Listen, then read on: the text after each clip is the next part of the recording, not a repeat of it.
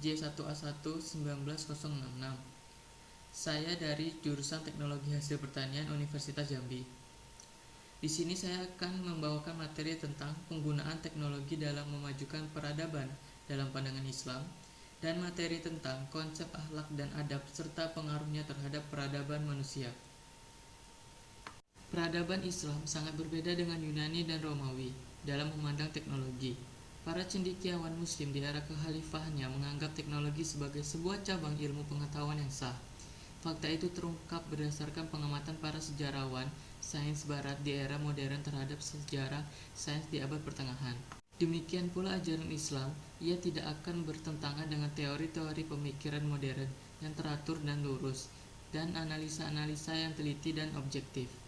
Dalam pandangan Islam, menurut hukum asalnya, segala sesuatu itu adalah mubah, termasuk segala apa yang disajikan oleh berbagai peradaban, baik yang lama ataupun yang baru. Semua itu sebagaimana diajarkan oleh Islam, tidak ada yang hukumnya haram, kecuali jika terdapat nas atau dalil yang tegas dan pasti mengherankannya. Kemajuan teknologi modern yang begitu pesat telah memasyarakatkan produk-produk teknologi canggih seperti radio, televisi, internet, dan alat-alat komunikasi lainnya, serta menawarkan aneka jenis hiburan bagi setiap orang tua, kaum muda, atau anak-anak. Namun, tentunya alat-alat itu tidak bertanggung jawab atas apa yang diakibatkannya. Justru di atas pundak manusialah terletak semua tanggung jawab itu. Sebab adanya berbagai media, informasi, dan macam-macam alat canggih di dunia saat ini dapat berbuat apa saja, kiranya faktor manusialah yang hanya menentukan operasionalnya. Ada kalanya menjadi manfaat, yaitu manakala manusia menggunakan dengan baik dan tepat. Tetapi pula dapat mendatangkan dosa dan malapetaka manakala manusia menggunakannya untuk mengumbar hawa nafsu dan kesenangan semata. Dalam Islam, sains dan teknologi sangat penting untuk membangun peradaban yang kuat dan tangguh, sebagaimana halnya dahulu para khalifah mendorong kaum muslim untuk menciptakan teknologi dan membuat karya ilmiah guna mengembangkan dan memanfaatkan SDA yang ada. Seperti kita ketahui, para ilmuwan Islam seperti Al-Khawarizmi, ahli matematika, Ibnu Firnas, konseptor pesawat terbang, Jabir bin Hayyan, bapak kimia, dan masih banyak lagi. Mereka semua mengarahkan segenap upaya dan berkarya untuk umat. Jadi, Islam tidak pernah melarang sains dan teknologi, tetapi justru Islam selalu terdepan dalam sains dan teknologi, sejak 13 abad tahun yang lalu. Dalam sebuah hadis, Rasulullah SAW, "Kalian lebih tahu urusan dunia kalian." Hadis ini menunjukkan bahwa kebolehan mengenai sains dan teknologi, karena pada saat itu Rasulullah SAW ditanya oleh seorang tentang pertanian. Tapi Rasulullah tidak memberi jawaban yang benar karena Rasulullah tidak ahli dalam hal pertanian. Maka dari itu, sains dan teknologi merupakan madaniyah am, yaitu benda yang tidak dapat sangkut pautnya dengan hadrallah. Sebagaimana Imam Taqiyuddin An-Nabhani dan kitabnya Nizamul Islam menyebutkan bahwa sedangkan bentuk-bentuk madaniyah yang menjadi produk kemajuan sains dan perkembangan teknologi atau industri tergolong madaniyah yang bersifat umum, milik seluruh umat manusia. Madaniyah itu sendiri merupakan bentuk fisik berupa benda-benda yang terindera dan digunakan dalam kehidupan yang meliputi seluruh aktivitas kehidupan.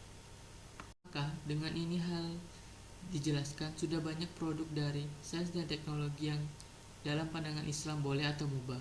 Tetapi ingat bahwasannya ada juga madaniyah yang bersifat khas seperti patung, salib, bintang David, dan lain-lain. Itu merupakan karya atau hasil dari hadlarah selain Islam, maka menggunakannya adalah suatu kemaksiatan dan hukumnya haram.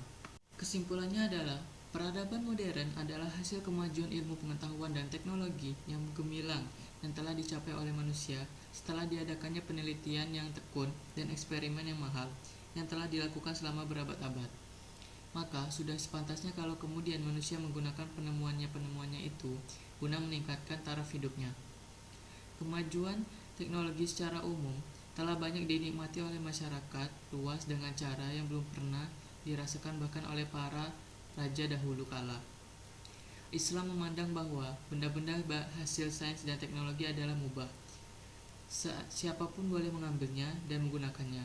Dalam penggunaan, tentu berbeda antara orang yang berpikiran Islam dengan orang yang berpikiran tidak Islam.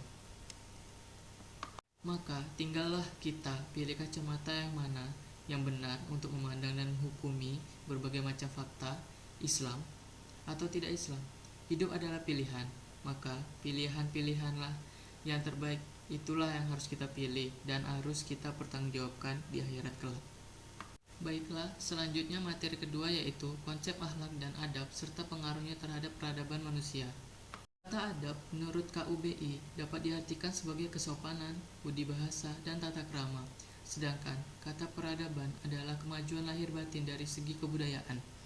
Dengan demikian, konsep peradaban yang berasal dari kata adab bisa diartikan akhlak atau kesopanan serta kehalusan budi pekerti yang berhubungan erat dengan konsep nilai, moral, etika, dan estetika yang ada di masyarakat.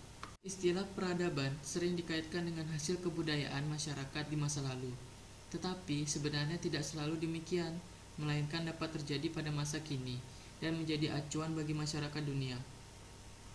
Suatu bangsa yang sudah maju, yang terpenting sudah menghasilkan satu atau beberapa unsur kebudayaan yang tinggi nilainya. Dan unsur-unsur kebudayaan yang lain biasanya mendukung lagi bagi perkembangan peradaban itu. Benda-benda yang dihasilkannya menunjukkan adanya kemampuan bangsa dalam berkarya diakui oleh dunia sepanjang zaman. Beberapa negara yang telah memiliki peradaban yang tinggi yaitu Yunani, Prancis, Inggris, Jerman, Amerika, Jepang, Cina, dan negara-negara lain yang memiliki kapasitas kemampuan berkarya tinggi. Dalam konteks pengertian di atas menunjukkan bahwa peradaban pada dasarnya merupakan bagian dari kebudayaan yang berkembang pada taraf yang tinggi. Bagian dari kebudayaan yang dimaksud adalah unsur-unsur kebudayaan itu sendiri. Unsur-unsur kebudayaan yang berkembang pada taraf yang tinggi tersebut tidak dapat meliputinya semuanya. Namun masing-masing bangsa atau negara memiliki spesifikasi keunggulan sendiri-sendiri. Misalnya, perkembangan di bidang teknologi, ilmu pengetahuan yang dimiliki oleh bangsa-bangsa seperti Amerika, Jepang, Cina, dan India. Konteks peradaban manusia sebenarnya tidak cukup hanya dilihat dari kapasitas kemajuan teknologi dan bangunannya saja, melainkan juga perlu dilihat dari keteraturan masyarakatnya dalam menghadapi fenomena hidup dan kehidupan sehari-hari yang sangat kompleks persoalannya. Selain itu, dapat dilihat peran manusia sebagai makhluk ciptaan Tuhan, sebagai makhluk individu dan makhluk sosial dalam menjalankan kewenangannya untuk mengolah alam dan juga menjaga dan melindungi dari kerusakan. Sehingga cerminan dari masyarakat beradab harus dapat mengakomodasi beberapa komponen berikut. Pertama, memiliki ilmu pengetahuan dan teknologi yang tinggi. Dua, masyarakatnya hidup secara teratur berdasarkan pada nilai-nilai ketuhanan dan kemanusiaan. 3. Memiliki hasil seni nilai yang tinggi. Dalam kapasitasnya sebagai makhluk yang beradab maupun masyarakat adab, maka manusia harus mampu mewujudkan terbentuknya masyarakat yang dapat memenuhi ketiga dari komponen yang telah disebutkannya tadi, sehingga akan tercipta kehidupan masyarakat yang berada dalam ketenangan, kenyamanan, ketentraman, dan kedamaian. Dengan demikian, akan terwujudlah makna hakiki dari kehidupan manusia yang beradab, yaitu terwujudnya ketenangan, kenyamanan, ketentraman, dan kedamaian dalam kehidupan bermasyarakat. Untuk mencapai semua itu, tidaklah mudah, karena dasar terwujudnya adalah manusia beradab dan masyarakat adab tidak sebatas pada tingkat kemajuan manusia secara fisik, melainkan juga yang bersifat identitas dan aktivitasnya.